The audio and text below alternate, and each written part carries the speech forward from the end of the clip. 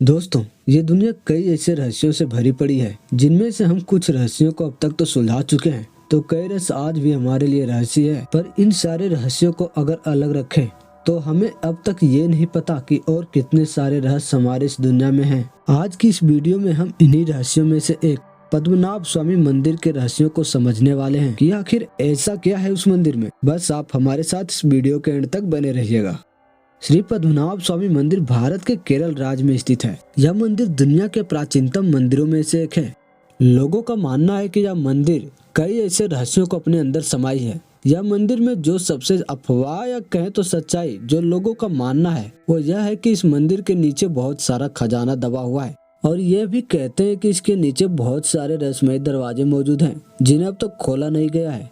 लेकिन खोज के बाद पता लगा कि मंदिर के नीचे कुल 6 दरवाजे हैं, लेकिन आज तक किसी को ये नहीं पता कि उस दरवाजे के पीछे क्या है। क्या कोई खजाना या कोई जानवर या फिर वह सांपों का बसेरा है। ऐसी अफवाहें अक्सर लोगों के मुंह से सुनने को मिलती थी। इन्हीं में से कुछ लोगों का मानना था कि दरवाजा खुलने के बाद प्रलय भी आ सकता है। लेकिन साल 2011 में देश के सर्वोच्च अदालत ने यह आदेश दिया कि मंदिर के नीचे का दरवाजा खोला जाए, और आखिरकार उन 6 रहस्यमय दरवाजों में से 5 दरवाजे को खोला भी गया। और उन 5 दरवाजों में से हमें जो मिला वो वाकई में हमारे लिए अनमोल था। उन 5 चैम्बरों में अरबों का खजाना पाया गया। वहाँ सोने की मूर्तियां पाए गए, सोने के सिक्के पाए गए, और वहीं सोने के प्राचीन आभूषण भी पाए गए। ऐसे बहुत सारे सोने, चांदी और हीरे जवाहरात की वस्तुएं मिली जिनकी कीमत अरबों में बताई जाती है। जैसा लोगों का मानना था कि मंदिर के नीचे जरूर खजाना होगा, वैसा ही हुआ। जो कहानियां हमने सुनी थी वो कहानियां नहीं थी बल्कि सच में साबित हुआ, क्योंकि 5 चैम्बर को खोलने के बाद जो कहानियां हमें इस चैम्बर के बारे में सुनाई जाती थी उस कहानियों को सच्चाई का रूप मिल गया। क्या आपने अब तक कुछ नोटिस किया कि मैंने उन 6 दरवाजों में से सिर्फ 5 दरवाजे की बात की जिन्हें खोला गया था? तो आखिर उस 6ठे दरवाजे के पीछे क्या था? असल में उस दरवाजे के ऊपर एक कलाकृति बनी हुई थी जिसे देखकर कोई भी इंसान डर जाए।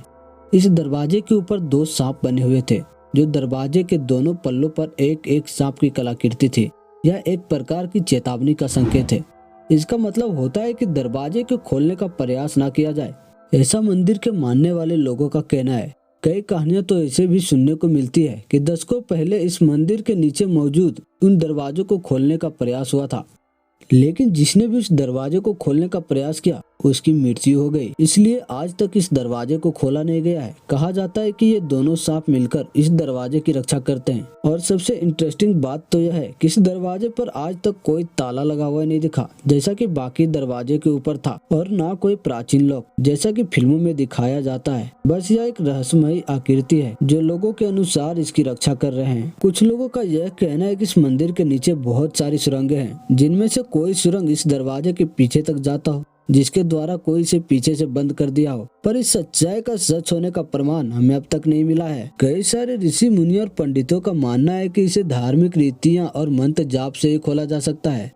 उस मंत्र को हम गरुड़ मंत्र कहते हैं। इस गरुड़ मंत्र की सहायता से सिर्फ वो व्यक्ति इस दरवाजे को खोल सकता है जिसका ध्यान और मन की शक्ति बहुत तेज हो और अपने जीवन में कोई बुरे कर्म ना किया हो। बहुत सारी मान्यताओं के अनुसार इस दरवाजे को शापित दरवाजा माना गया है। यही कारण है कि इस दरवाजे को अब तक बंद रखा गया है। इसका एक कारण यह भी हो सकता है कि लोगों के आस्था के साथ खिलवाड़ न किया जाए। चलिए अब बात करते हैं कि आखिर उस मंदिर का अधिपति किसके पास है। तो इस मंदिर का अधिपति त्रावणकोर के फैमिली के पास है। ऐसा माना जाता है कि इस दरवाजे के पीछे की जानकारी त्रावणकोर फैमिली के पास हो सकती है। अगर आपको ये नहीं पता कि त्रावणकोर क्या है तो बता दें कि त्रावणकोर भारत के आजादी के पूर्व तक एक सियासत था जिसका विस्तार भारत के आधुनिक केरल के मध्य और दक्षिणी भाग पर और तमिलनाडु के कन्याकुमारी पर था। खैर अब मुद्दे पर आते हैं। लोगों का कहना है कि आज से लगभग 150 साल पहले इस दरवाजे को खोलने की कोशिश किया गया था। तभी एक कोबरा के झुंड ने एकदम से सामने आकर हमला कर दिया। एक यह भी कारण है कि आज तक हम इस दरवाजे को खोलने में कामयाब नहीं हुए। 1931 में एक बार फिर इस दरवाजे को खोलने का प्रयास किया गया और इस बार हम इसके एक चैम्बर को खोलने में समर्थ रहे और इस चैम्बर से निकला बहुत सारा सोना। इसका मतलब पहला चैम्बर 1931 में ही खोल दिया गया था, लेकिन बाकी चैम्बर को नहीं खोला गया था। क्या कारण है कि इन चैम्बरों को खोला नहीं गया था, इसका पुख्ता जानकारी किसी को मालूम नहीं है। अगर 150 साल पहले कोई कोबरा का झुंड सामने आया था तो 1931 में कोबरा का झुंड देखने को क्यों नहीं मिला? और अगर चेंबर को खोलने में कोई परेशानी नहीं आई तो पहला चेंबर खोलने के बाद बाकी के चेंबर को क्यों नहीं खोला गया? तो इसके जवाब में कई पंडितों का कहना है कि अंदर से जो भी वस्तुएं निकलता है वो काफी दिव्य होता है। यह इंसानों के हाथ नहीं लगना चाहिए। यही कारण हो सकता है कि उन्होंने बाकी चेंबरों को नहीं छुआ और खुले हुए चेंबर को भी बंद कर दिया। यह खजाने वाली बात लोगों के बीच आग की तरह फैली और इस वजह से लोगों का आकर्षण और भी इस मंदिर के प्रति बढ़ने लगा। इसी के साथ साथ लोगों के बीच तरह तरह की अफवाहें भी फैलने लगी कि उस दरवाजे के पीछे अब खजाना था तो दूसरे दरवाजे के पीछे भी खजाना हो सकता है। इसकी लोगों में तरह तरह की बातें होने लगी। इस कारण सरकार का भी ध्यान इस तरफ गया। वैसे भी देश के संविधान के हिसाब से देश के सभी मंदिर सरकार के अधीन आते हैं, तो इसका मतलब यह होता है कि देश के मंदिर का संपत्ति यानी का देश की संपत्ति। इसी वजह से सरकार ने इस मंदिर के केस में इंटर लेने का फैसला किया। पर सवाल यह है कि इतनी सारी अफवाहों के बाद भी इस छठे दरवाजे को खोला क्यों नहीं गया? आखिरकार सरकार द्वारा इस छठे चैम्बर को खोलने का आदेश मिला पर इस मंदिर के भक्तों द्वारा इस कार्य पर रोक लगा दिया गया। इसके लिए वो सुप्रीम कोर्ट के दहलीज तक गए। वो नहीं चाहते थे कि दरवाजे को कोई जबरदस्ती खोल ले, क्योंकि पहले चैम्बर को खोलने से पहले पंडितों ने एक पूजा की थी जिसे दैवी प्रसन्न भी कहा जाता है।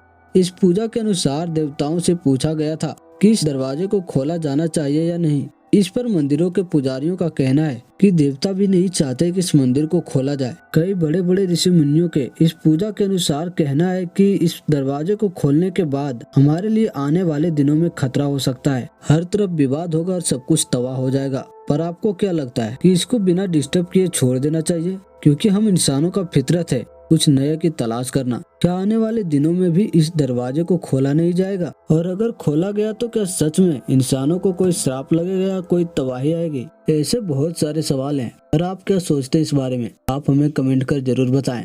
तो चलिए दोस्तों, आज का ये वीडियो यहीं खत्म होता है। उम्मीद है आपको ये वीडियो पसंद आया होगा। वीडियो पसंद आया तो वीडियो को लाइक कर दे। और हाँ, आपने अभी तक हमारे इस चैनल को सब्सक्राइब नहीं किया तो तुरंत कर दें। इसके साथ ही बेल आइकन को भी प्रेस करना ना भूलें ताकि हमारे लेटेस्ट वीडियो का नोटिफिकेशन आप तक तुरंत पहुंच जाए। तो फिर चलिए मिलते हैं ऐसी किसी अमेजिंग और मजेदार वीडियो के नेक्स्ट एपिसोड।